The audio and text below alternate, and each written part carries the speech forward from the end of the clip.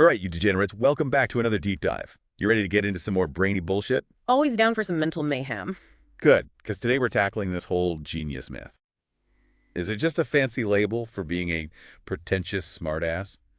Or is there something more to it? It's a question that's been bugging philosophers and scientists for centuries. Yeah, well, let's cut the crap. Yeah.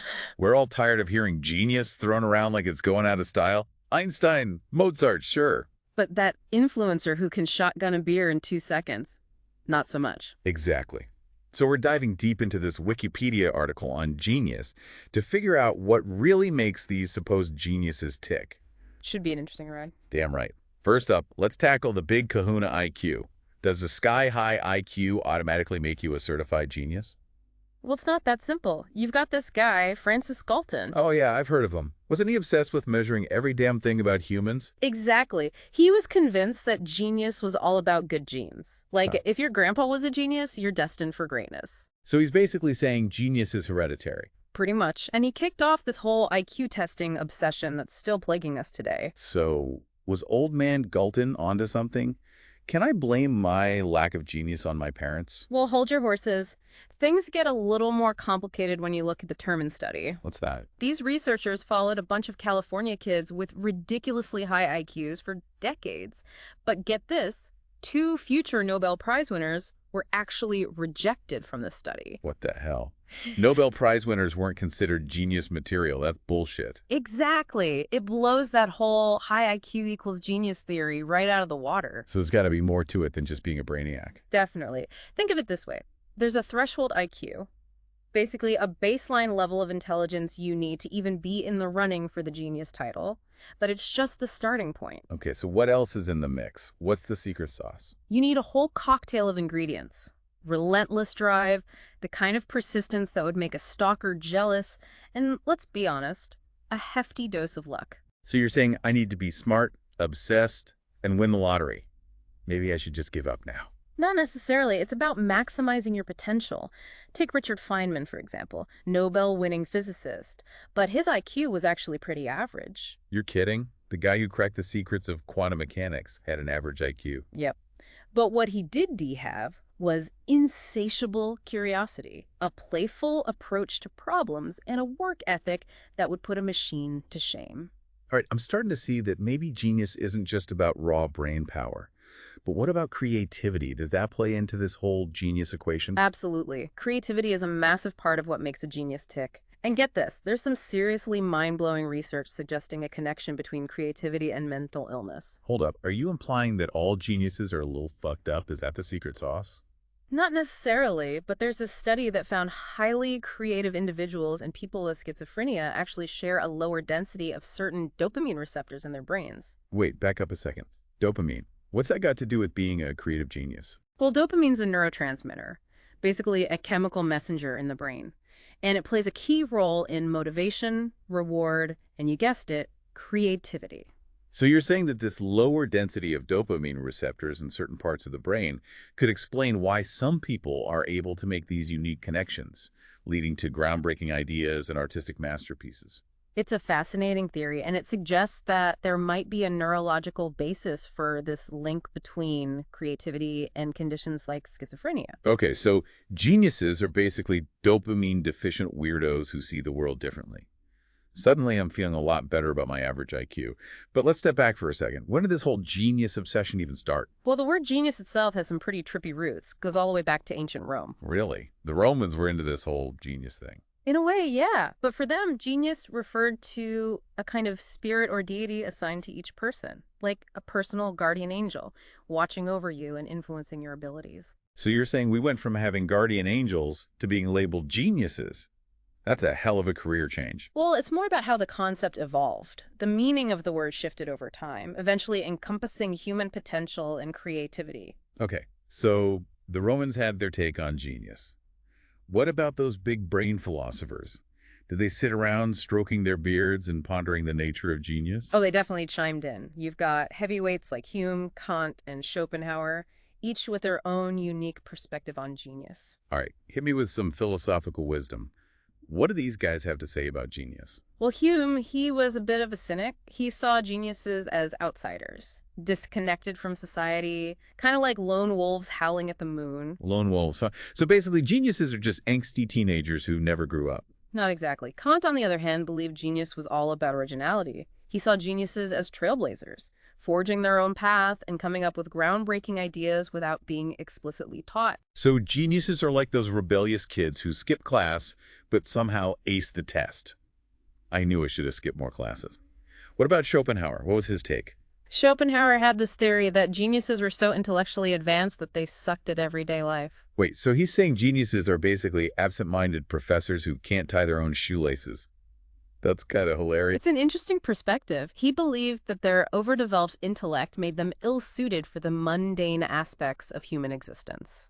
All right, so we've got geniuses as lone wolves, rebellious trailblazers, and absent-minded professors. It's like a whole circus of intellectual misfits. But let's be real, these are just philosophical interpretations. Right, and real-life geniuses are much more complex and nuanced than any single definition can capture. They don't always fit neatly into these boxes. Speaking of boxes, what about how pop culture portrays geniuses? It's all either brooding loners or wisecracking savants, right? Yeah, I think Sherlock Holmes, Dr. House, Sheldon Cooper. Are those depictions even remotely accurate? Well, those tropes can be entertaining. They definitely tap into some aspects of genius, like intense focus or unconventional thinking, but they're often exaggerated for dramatic effect. So you're saying Sheldon Cooper isn't a realistic portrayal of a genius? Yeah. Damn, there goes my entire understanding of the universe. Let's just say that real-life geniuses come in all shapes and sizes. They're not all socially awkward robots with zero interpersonal skills. All right, fair enough. So we've established that genius is a lot more complicated than just having a high IQ or fitting into some stereotypical mold. But what does that actually mean for us mere mortals? Are we all capable of achieving some level of genius-level shit? Or are we just destined to be average Joes? That's a great question, and it's something we'll definitely explore further in this deep dive. There's a lot more to unpack, and I think you'll be surprised by what we discover. All right, I'm intrigued. But let's not get ahead of ourselves. We've already thrown around enough brain-bending concepts for one day. We need to give our listeners time to digest all this genius-level wisdom. Good point. Let's give them a moment to ponder the mysteries of the mind. Exactly. We'll be back soon to delve even deeper into this whole genius thing. Don't go anywhere, you magnificent bastards. All right, so we've established that this whole genius thing is more complicated than just having a high IQ. But what does that actually mean for us regular folks? Can we unlock some hidden genius-level potential? Right. Like, can I crank up my brain power just by mainlining coffee and blasting Mozart? I'm pretty sure I tried that once, and it just gave me the jitters and a killer headache. Yeah, chugging lattes and listening to classical music might not transform you into the next Einstein, but there's something to be said for cultivating the traits often associated with genius. Like, what?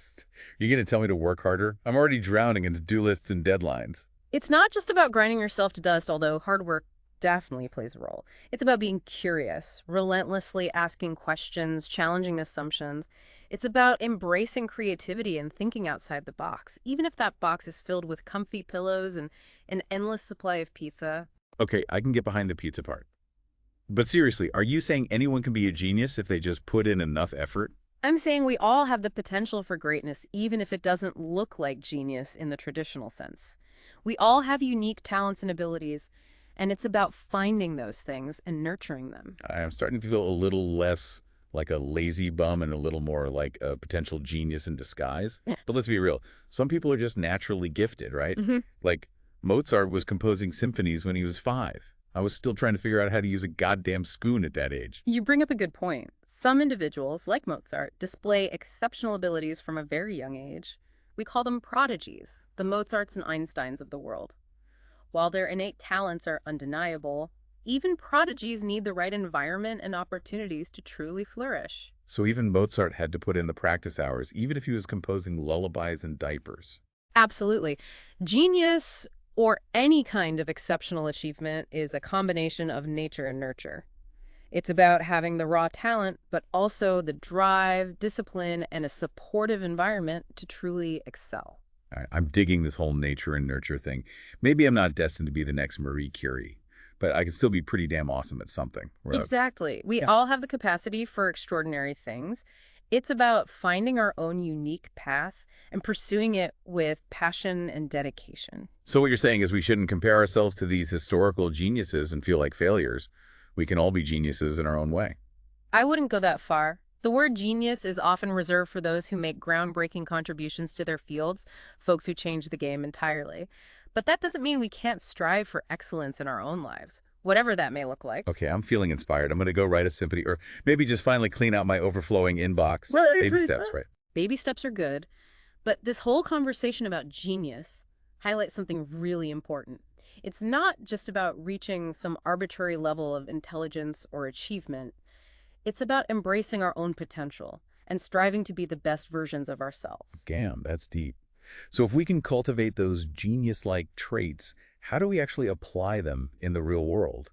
How do we take those sparks of creativity and turn them into something tangible? That's where things get really interesting. It's about recognizing those moments of inspiration, those flashes of insight, and having the courage to act on them. It's about being willing to experiment, to fail, and to learn from those failures. So we need to be fearless and embrace the unknown. It sounds a bit terrifying, but also kind of exciting. Exactly. Stepping outside of your comfort zone is where the magic happens. It's about pushing those boundaries, challenging yourself, and constantly seeking new experiences. All right, I'm ready to embrace the chaos. But what about those nagging self-doubts? How do we silence that inner critic that tells us we're not good enough, smart enough, or creative enough? That inner critic is something we all struggle with. But the key is to recognize that it's just a voice in our heads. And we don't have to listen to it. We have the power to choose which thoughts we give attention to. So we need to basically tell our inner critic to shut the hell up and go find a hobby. In a nutshell, yes. It's about cultivating self-compassion and recognizing that we are all works in progress. We don't have to be perfect, we just have to keep moving forward. I like that. Progress over perfection. It takes the pressure off, you know? Absolutely. It's about embracing the journey, not just focusing on the destination. It's about celebrating those small wins along the way and recognizing that every step forward is a victory. Damn, this whole genius thing is starting to feel less intimidating and more like an exciting adventure. But before we all run off and start chasing our wildest dreams, let's take a moment to consider the potential downsides. I mean, we've talked about the connection between creativity and mental illness. Yeah. Is there a dark side to this whole genius thing? Mm-hmm. A price to pay for all that brilliance? That's a really important point. While genius can be associated with incredible achievements and breakthroughs, it's essential to acknowledge that it can also come with its own set of challenges. So geniuses aren't just quirky and brilliant. They might also be struggling with some serious shit. It's not about labeling anyone or making generalizations, but it's crucial to recognize that mental health issues can affect anyone, regardless of their intellectual abilities. So what you're saying is even geniuses are human, with all the complexities and vulnerabilities that come with being human. Exactly. It's about having a balanced perspective and understanding that genius doesn't make anyone immune to the challenges of life. All right, that's a sobering thought.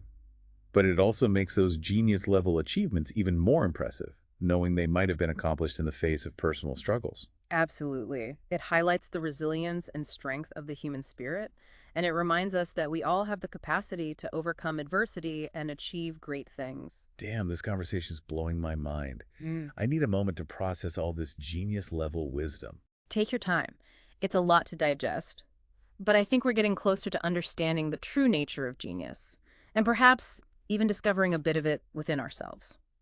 All right, I'm ready for the grand finale. Let's wrap up this deep dive and see what we've learned about this whole genius thing. All right, we're back, you magnificent bastards, for the final round of our Genius Showdown. We've dissected IQ scores, debunked myths, explored the history and philosophy of genius, and even delved into the brains of these so-called geniuses. But before we wrap this whole thing up, I gotta ask, has your idea of genius changed after this deep dive? I mean, I came into this thinking it was all about being a super smart, socially awkward brainiac, but now I'm not so sure. Yeah, I think that's the beauty of exploring a complex concept like genius, you know? It challenges our preconceived notions and makes us rethink everything we thought we knew. Like, are we all just chasing some arbitrary label? Maybe. But I think what we've really uncovered is that genius isn't just about being a brainiac. It's about so much more than that. Right, it's not like you just pop out of the womb knowing the theory of relativity. Exactly. We've seen that IQ, while important, isn't the be-all and end-all of genius. It's just one piece of the puzzle. It's like having a powerful engine in a car.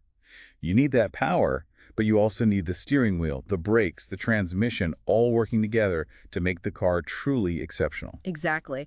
Genius is a blend of intelligence, creativity, persistence, and even a sprinkle of luck.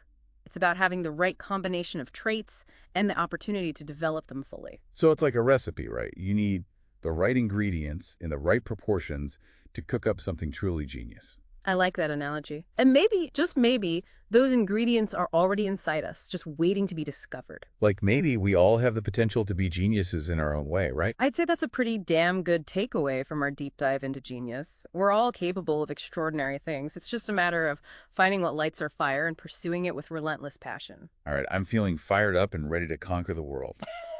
Or at least finally finish that screenplay I've been putting off for months. That's the spirit. But that's all the time we have for today, folks. We hope you enjoyed our deep dive into the fascinating world of genius. And remember, you don't have to be Einstein to make a difference in the world. Embrace your unique talents. Never stop learning. And who knows, maybe you'll uncover a little bit of genius within yourself. Until next time, keep those brains buzzing and stay curious, you magnificent bastards. Peace out.